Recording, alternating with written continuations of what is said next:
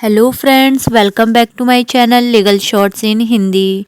Friends, आज के इस टॉपिक में हम बात करेंगे कि गोल्ड को ख़रीदने से पहले आपको किन किन बातों का ध्यान रखना चाहिए और कितने कैरेट का गोल्ड ख़रीदना आपके लिए फ़ायदेमंद होता है। उपभोक्ताओं के कस्टम के चलते बाज़ार में प्लेटिनम, डायमंड, स्टोन्स और कई तरह के ब्रांडेड आर्टिफिशियल ज्वेलरी मौजूद होने के बावजूद सोने की कीमतें लगातार बढ़ती जा रही हैं। सोने के भाव चाहे कितने भी बढ़ जाएं, लेकिन अहम सवाल यह होता है कि आपके द्वारा खरीदा गया सोना कितना खरा है और कितना शुद्ध है। देखा गया है कि कई बार सुनार अलग अलग प्रकार के कैरेट के सोने में ज़रूरत से ज़्यादा मिलावट कर देते हैं।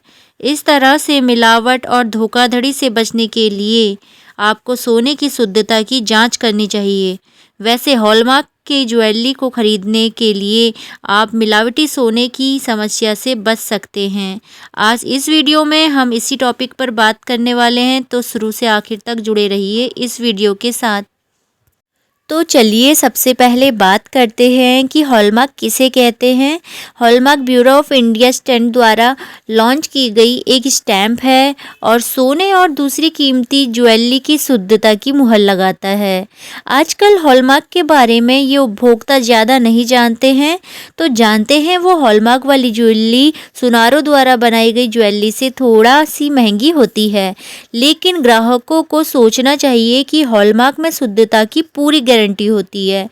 उपभोक्ता ज्वेलर द्वारा तैयार की गई हॉलमार्क केंद्र भेज सकते हैं और हॉलमार्क केंद्र ज्वेलर की घोषणा के मुताबिक ज्वेलरी की बताई गई या फिर उस पर लिखी गई शुद्धता की जांच कर सकता है और उस पर BIS लोगो, हॉलमार्क सेंटर का मार्क, शुद्धता का मार्क, ज्वेलर का मार्क और आभूषण बनाने के वर्क्स की स्टैंप लगाई जाती है। कुल मिलाकर उस पर 5 लोगो होते हैं जो कि ज्वेलरी की शुद्धता को प्रमाणित करते हैं।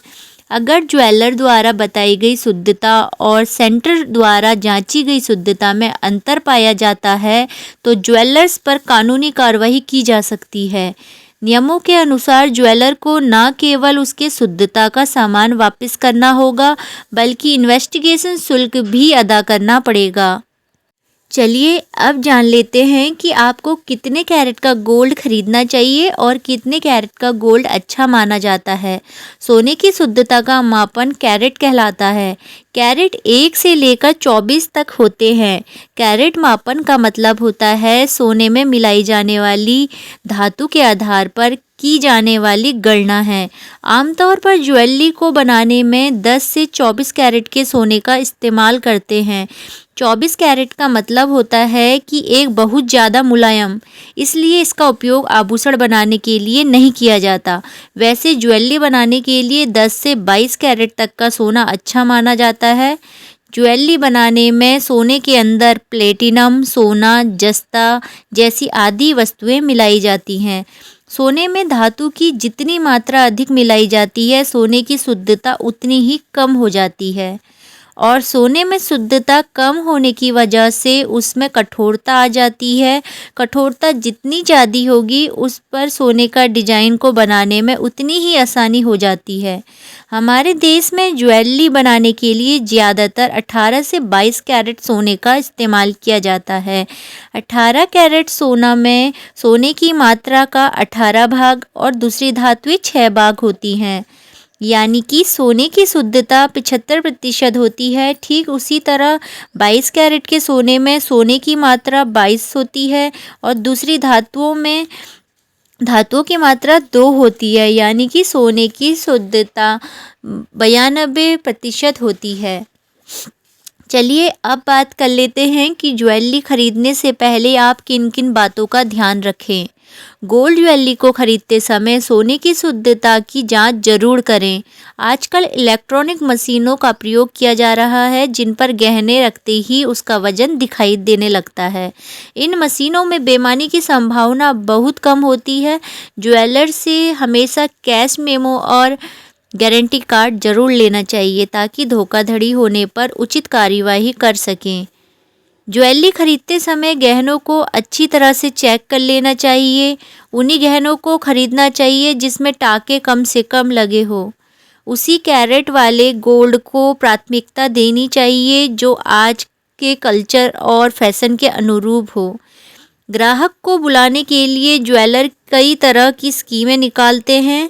इन स्कीमों के झांसों में ना पड़कर विश्वसनीय ज्वेलर के पास से ही गहने खरीदने चाहिए। कई लोग कम लागत पर ज़्यादा वजन के आभूषण को मिलता देख ही खरीद लेते हैं। सोना बाजार मूल्य से कम तभी मिलता है जब उसमें खोट होता है, और खोट मिले गहनों की चमक काफ़ी फीकी होती है। तो फ्रेंड्स, ये था आज का हमारा वीडियो कि गोल्ड खरीदने से पहले हम किन किन सावधानियों को हमें बरतना चाहिए।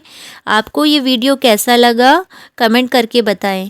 अच्छी लगी तो लाइक एंड शेयर ज़रूर करें, और आप किस टॉपिक पर वीडियो देखना चाहते हैं मुझे कमेंट करके ज़रूर बताएं। मैं कोशिश करूंगी कि आपकी मनपसंद टॉपिक पर वीडियो जल्द से जल्द बना पाऊँ। अगर आप मेरे चैनल पर नए हैं तो चैनल को सब्सक्राइब ज़रूर करें और साथ में लगे बेल आइकन को भी ज़रूर प्रेस करें। तो फ्रेंड्स, आज के लिए इतना ही। मिलते हैं अपनी नेक्स्ट वीडियो में। तब तक के लिए थैंक यू वेरी मच।